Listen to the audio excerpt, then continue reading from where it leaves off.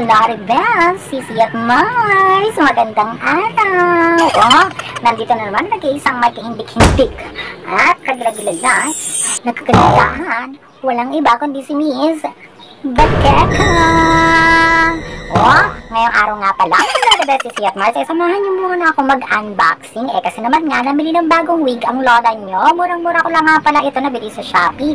Ilalagay ko na lang dito sa aking screen kung magkano ko ito nabili. Huwag kayo mag-alala, mga Laribels, Sisi at Mars. Ito naman sandali lamang ito at hindi kayo mainit. Baka naman kasi pag mahaba, hindi nyo na panoorin.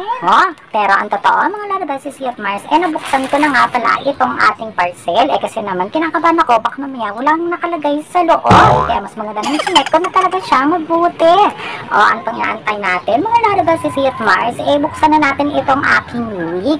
Binili ko nga pala ito, mga Laribels, Sisi at Mars. Paano naman kasi magagamit ko to kapag meron tayong comedy videos ginagawa.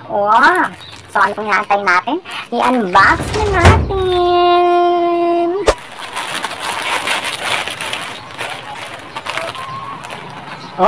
Yung kulay nga pala na in-order ko ay yung kulay pink. Diba? Para naman iba-iba ang katauhan kapag nagagawa tayo ng comedy videos. Katauhan. Diba? Parang hindi pare-parehas yung itsura natin, diba? So, ito nga pala ay kulay pink. Super duper favorite ko ito. Mga Laribels, Sisi at Mars. Sandit lang, mga Laribels, Sisi at Mars. Pubuksan ko lang.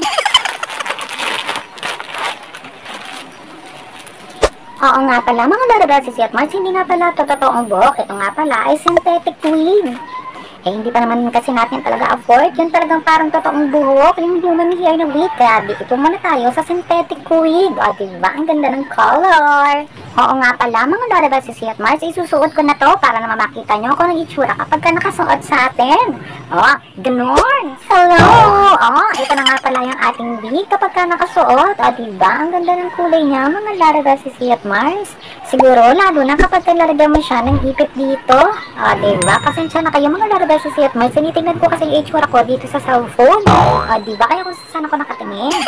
Siguro, mas maganda pa, mga Laribels, kung iipitan natin dito.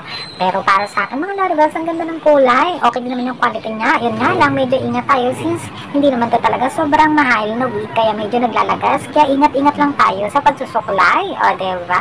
Pero para sa akin, yung kulay, yung itsura niya, and baka pa naman siya, mga Laribels, Sisi at Mars. So para sa akin, 10 out of 10 itong wig na to. Diba? Sulit na rin yung binayad ko.